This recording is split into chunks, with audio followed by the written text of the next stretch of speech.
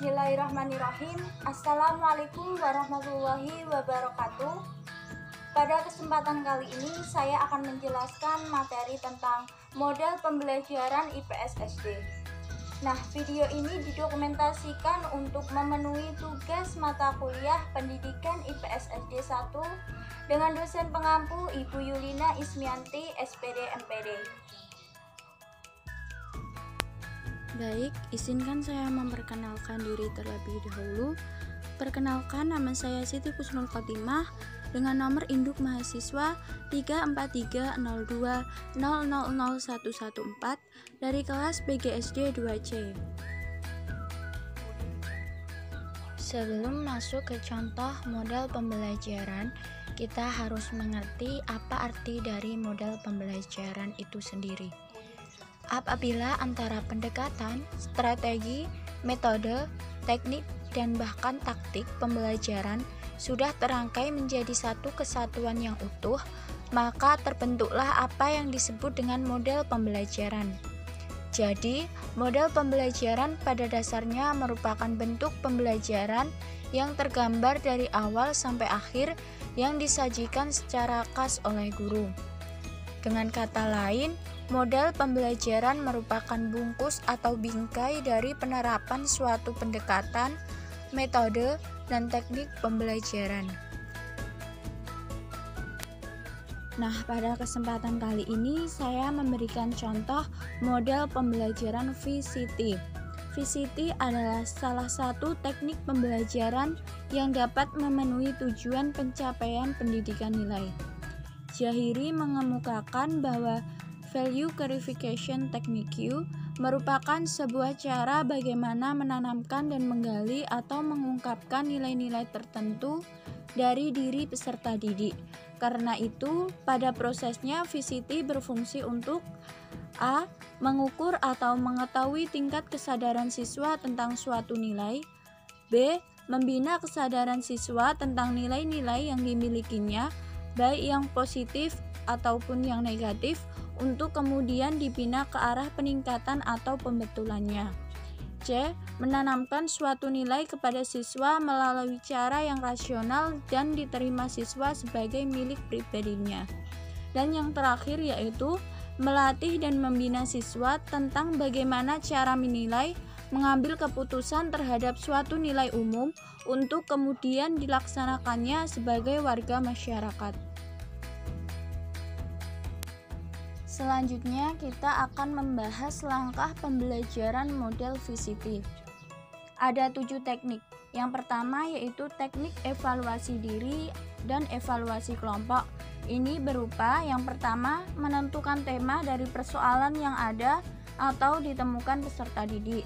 Yang kedua, guru bertanya berkenaan yang dialami peserta didik. Yang ketiga, peserta didik merespon pernyataan guru.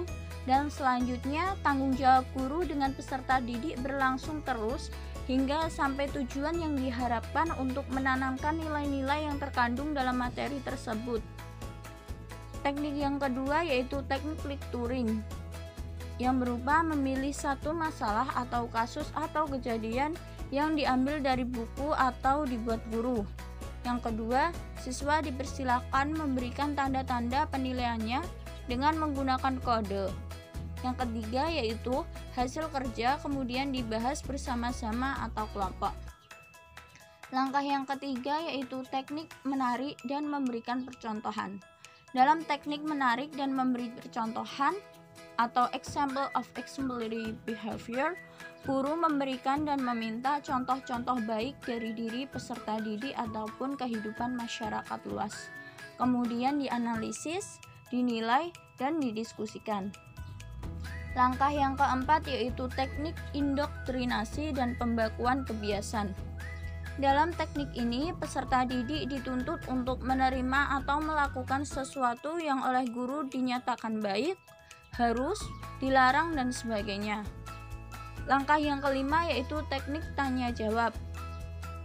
Dalam teknik tanya-jawab, guru mengangkat suatu masalah, lalu mengemukakan pertanyaan-pertanyaan sedangkan peserta didik aktif menjawab atau mengemukakan pendapat pikirannya. Langkah yang keenam yaitu teknik menilai suatu bahan tulisan. Dalam hal ini, peserta didik diminta memberikan tanda-tanda penilaiannya dengan kode. Dan langkah yang terakhir yaitu teknik mengungkapkan nilai melalui permainan atau games. Dalam pilihan ini, guru dapat menggunakan model yang sudah ada maupun ciptaan sendiri. Nah, model pembelajaran VCT ini pasti akan ada kelebihannya dan kekurangannya. Yang kita bahas terlebih dahulu yaitu kelebihan model pembelajaran VCT, yaitu yang pertama mampu membina dan mempribadikan nilai dan moral. Yang kedua, mampu mengklarifikasi dan mengungkapkan isi pesan materi yang disampaikan. Yang ketiga, mampu mengklarifikasi dan menilai kualitas nilai moral diri siswa dan nilai moral dalam kehidupan nyata. Yang keempat, mampu mengundang, melibatkan, membina, dan mengembangkan potensi diri siswa, terutama potensi afektualnya. Yang kelima yaitu mampu memberikan pengalaman belajar dalam berbagai kehidupan. Dan yang terakhir yaitu mampu menangkal, meniadakan, mengintervensi, dan menyubversi berbagai nilai moral naif yang ada dalam sistem nilai dan moral yang ada dalam diri seorang. Oke, selanjutnya kita akan membahas kelemahan dari model pembelajaran VCT ini. Karena tadi sudah membahas tentang kelebihannya. Kelemahannya yaitu apabila guru tidak memiliki kemampuan melibatkan peserta didik dengan keterbukaan, saling pengertian, dan penuh kehangatan, maka siswa akan memunculkan sikap semu dan imitasi. Yang kedua, sistem nilai yang memiliki dan tertanam guru, peserta didik, dan masyarakat yang kurang atau tidak baku dapat mengganggu tercapainya target nilai baku yang ingin dicapai atau nilai estetik. Yang ketiga yaitu sangat dipengaruhi oleh kemampuan guru dalam mengajar, terutama memerlukan kemampuan atau keterampilan bertanya tingkat tinggi yang mampu mengungkap dan menggali atau nilai yang ada dalam diri peserta didik. Dan yang terakhir yaitu memerlukan kreativitas guru dalam menggunakan media yang tersedia di lingkungan, terutama yang aktual dan faktual, sehingga dekat kehidupan sehari-hari peserta didik. Nah, cukup sekian materi yang dapat saya sampaikan. Kurang lebihnya mohon dimaafkan. Wassalamualaikum warahmatullahi wabarakatuh.